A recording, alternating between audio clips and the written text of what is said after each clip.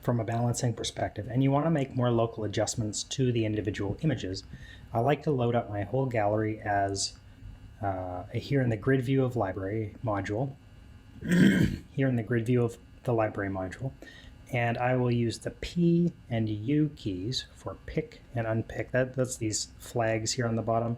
So if I have flagged photos, and I will go through and select the things that I want to do specifically. So if there's a bunch of images that I want to crop, then I'm going to crop, straighten, that kind of stuff. I'm going to go through and pick these items as I'm going down through the list so that I end up with a folder or with a sub-selection of all of my crop photos.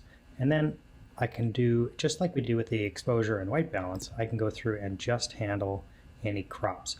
Because loading the develop module and that crop tool in there is sometimes frustrating. So I like to go through and pick out the ones that I want to rotate or zoom in on. So let me just go ahead and select those.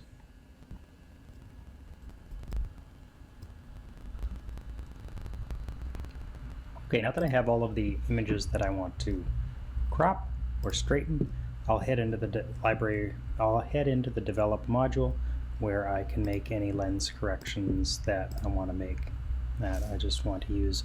Also, you can note this transform tool has an auto button and will very well straighten images that look like interiors of buildings or have square upright lines that you want to adjust. But with one click you can usually get those pretty well. If you say constrain crop here on the bottom, it'll make sure that it stays within the frame as opposed to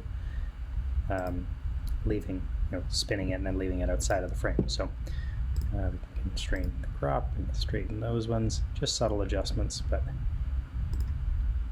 now that we're in this tool, we can make all those adjustments.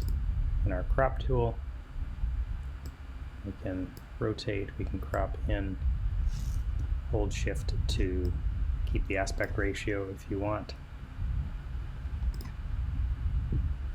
And we're going to take care of her, her being my wife, in another step.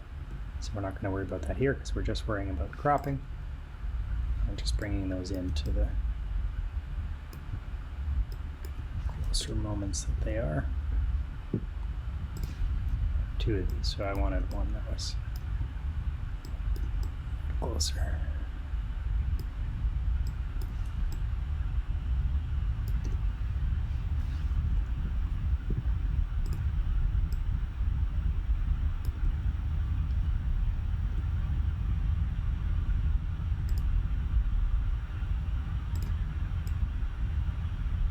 Okay, so as we go through these, we can get through those much more quickly by having them all selected out.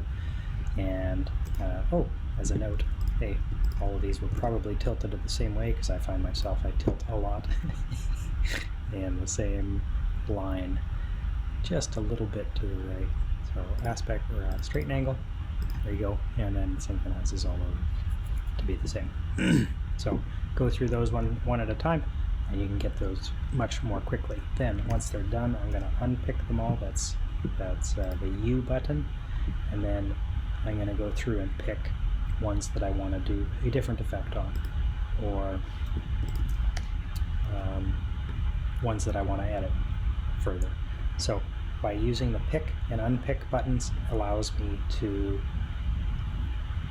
choose which images I'm working on and stay focused on the task at hand.